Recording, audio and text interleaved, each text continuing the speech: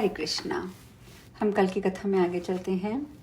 राधा जी को इस प्रकार देखकर भक्ति पूर्वक सर झुकाकर उन्हें प्रणाम करते हुए उद्धव जी ने कहा, मैं श्री राधा के उन चरण कमलों की वंदना करता हूँ जो ब्रह्मा आदि देवताओं द्वारा वंदित हैं तथा जिनकी कीर्ति के कीर्तन से ही तीनों भुवन पवित्र हो जाते हैं। गोकुल में वास करने वाली राधिका को बारंबार नमस्कार है। शरद श्रृंग पर निवास करने वाली चंद्रवती को नमस्कार नमस्कार। तुलसी वन तथा वृंदावन में बसने वाली को नमस्कार नमस्कार। रास मंडल वासिनी रासेश्वरी को नमस्कार नमस्कार। बिरजा के तट पर वास करने वाली वृंदा को नमस्कार नमस्कार। कृष्ण प्रिया को नमस्कार। शांता को पुनः पुनः नमस्कार। कृष्ण के वक्ष स्थल पर स्थित रहने वाली कृष्ण प्रिया को नमस्कार नमस्कार। वैकुंठ वासिनी को नमस्कार। महालक्ष्मी को पुनः पुनः नमस्कार।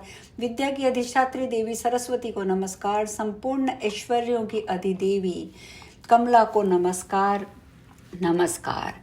पद्मनाभ की प्रियतमा पद्मा को बारंबार प्रणाम। जो महाविष्णु की माता और पाराध्या हैं उन्हें पुनः पुनः नमस्कार।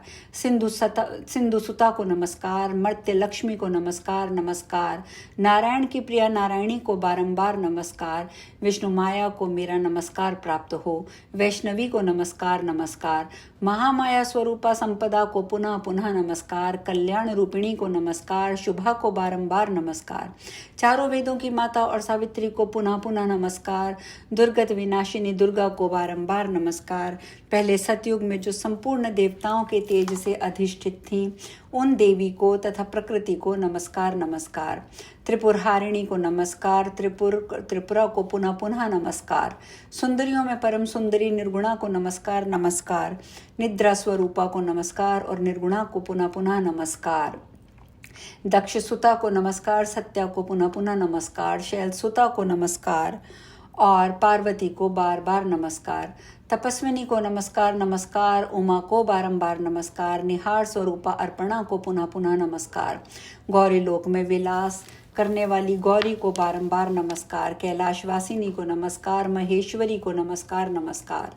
निद्रा दया श्रद्धा को पुनः पुनः नमस्कार। धृति क्षमा लज्जा को बारंबार नमस्कार। तृष्णा शुद्ध स्वरूपा और स्थिति कत्री को बारंबार नमस्कार। संहार रूपिणी को नमस्कार। महामारी को पुनः पुनः नमस्कार।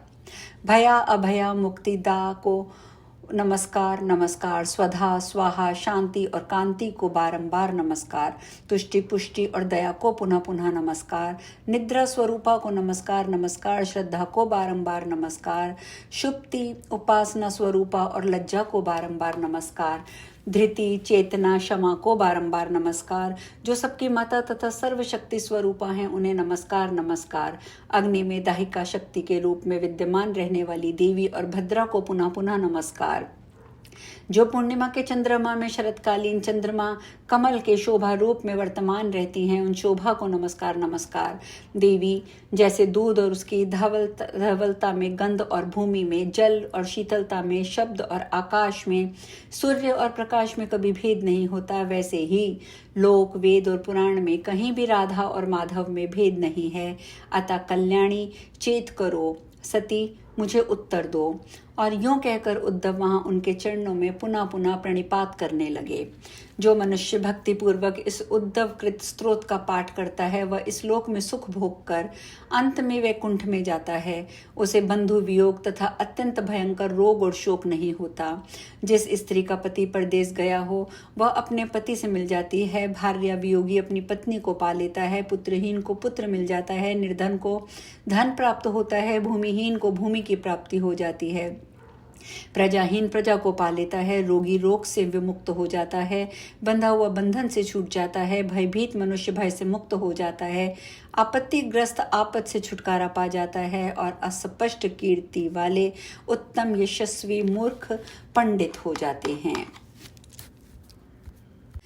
नारायण मुनि आगे कहते हैं, नारद उद्धव द्वारा किए गए स्तवन को सुनकर राधिका की चेतना लौट आई।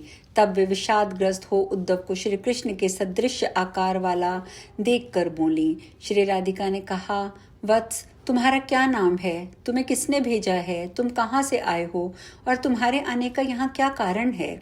ये सब मुझे बतलाओ। तुम्हारा सर्वांग श्री कृष्ण की आकृति से मिलता जुलता है, अतः मैं समझती हूँ कि तुम श्री कृष्ण के पार्षद हो। अब तुम बलदेव और श्री कृष्ण का कुशल समाचार वर्णन करो। साथ ही ये भी बतलाओ कि नंद जी किस कारण से वहीं ठहरे हुए हैं।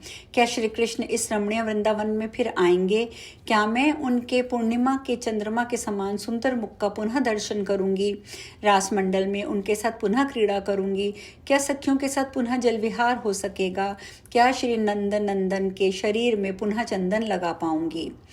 यह सुनकर उद्धव जी बोले, सुमुखी, मैं क्षत्रिय हूँ, मेरा नाम उद्धव है।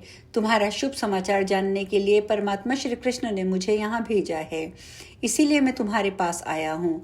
मैं श्री हरि का पार्षद भी हूँ। इस समय श्री कृष्ण, बलदेव और नंद जी सब कुशल से हैं। श्री राधिका ने कहा, उद्धव, इस समय भी यमुना तट वही है, सुगंधित मलय पवन भी वही है, उनके केली कदम्बों का मूल भी वही है, उनका अभिष्ट पुण्य में रमणीय वृंदावन भी विद्यमान है। वहीं पुस्तकोली कोकिलों की बोली, चंदन चर्चित शैया, चारों प्रकार के भोज्य पदार्थ, सुंदर मधुपान तथा दुरंत एवं दुखद पापात्मा मम्मथ भी वही मौजूद हैं। रास मंडल में वे रत्न प्रदीप अभी भी जलते हैं। उत्तम मणियों का बना हुआ रति मंदिर भी है और गोपांगनाओं का समूह भी विद्यमान है। पूर्णिमा का चंद्रमा भी सुशोभित हो रहा है और सुगंधित पुष्पों द्वारा रचित चंदन चर्चित शैया भी है। रति भोग के योग्य कर्पूर आदि से सुवासित पान का बीड़ा, सुगंधित मालती की मालाएं, श्वेत चंवर दर्पण जिसमें मोती और मणि जड़े हुए हैं, ऐसे हीरे के मनोहर हार, अनेकों रमणीय उपकानन, सुंदर क्रीड़ा सरोवर, सुगंधित पुष्पों की वाटिका, कमलों की मनोहर पंक्ति आदि सभी वैभव विद्यमान हैं। ये सब हैं, परंतु मेरे प्राणनाथ कहाँ हैं? हे कृष्ण, हे रमानाथ, हे मेरे प्राण बल्लभ, तुम कहाँ हो? मुझ दासी से कौन सा अपराध हो गया है? हुआ ही होगा, क्योंकि ये दासी तो पग पग पर अपराध करने वाली है। इतना कहकर श्री राधिका देवी पुनः मूर्छित हो गईं। तब उद्धव ने पुनः उन्हें चैतन्य कराया। उनकी उस दशा को देखकर क्षत्रिय श्रेष्ठ उद्धव को परम आश्चर्य हुआ। उस समय 7 सखियां लगातार श्री राधा पर श्वेत चंवर डुला रही थीं और असंख्य गोपियां विविध भांति से उनकी सेवा में व्यस्त थीं। उनको इस अवस्था में पहुंची हुई देखकर उद्धव डरे हुए ही की भांति पुनः विस्मय पूर्वक कानों में अमृत के समान लगने वाले परम प्रिय वचन बोले। उद्धव ने कहा, देवी, मैं समझ गया, तुम देवांगनाओं की अधीश्वरी, परम कोमल, सिद्ध योगिनी, सर्वशक्ति स्वरूपा, मूल प्रकृति, ईश्वरी और गोलोक की सुंदरी हो। श्री दामा के शाप से तुम भूतल पर अवतीर्ण हुई हो। देवी, तुम श्री कृष्ण की प्राण प्रिया तथा उनके वक्ष स्थल पर निवास करने वाली हो। देवी, मैं हृदय को स्निग्ध करने वाली अभिष्ट शुभ वार्ता का वर्णन करता हूँ। तुम उसे सखियों के साथ सुस्थिर चित्त से श्रवण करो। वह वार्ता दुख रूपी दावाग्नि में झुलसी हुई के लिए अमृत की वर्षा के समान तथा विरह व्याधि ग्रस्ता के लिए उत्तम रसायन के सदृश है। नंद जी सदा प्रसन्न हैं। उन्हें वसुदेव जी ने निमंत्रित कर रखा है, अतः वे वहां आनंद पूर्वक श्री कृष्ण के उपनयन संस्कार तक ठहरेंगे। उस मंगल कार्य में सांगोपांग संपन्न हो जाने पर परमानंद स्वरूप नंद जी बलराम और श्री कृष्ण को साथ लेकर हर्षपूर्वक गोकुल में लौटेंगे। उस समय श्री कृष्ण आकर प्रसन्नता के साथ पुनः माता को प्रणाम करेंगे और रात में हर्षपूर्वक इस पुण्यमय वृंदावन में पधारेंगे। सती राधिके, तुम शीघ्र ही श्री कृष्ण के मुख कमल का दर्शन करोगी। उस समय तुम्हारा सारा विरह दुख दूर हो जाएगा। अतः मातः, तुम अपने चित्त को सुस्थिर करो और इस अत्यंत दारुण शोक को त्याग दो। पुनः प्रसन्नता पूर्वक अग्नि में तपाकर शुद्ध किए हुए रमणीय वस्त्र पहनकर अमूल्य रत्नों के बने हुए आभूषणों को धारण कर लो। कस्तूरी और कुमकुम से युक्त चिकने चंदन को शरीर पर लगा लो और मालती की मालाओं से विभूषित करके केशों का श्रृंगार करो। कल्याणी, इस प्रकार सुंदर वेश बनाकर कपोलों पर पत्र भंगी कर लो।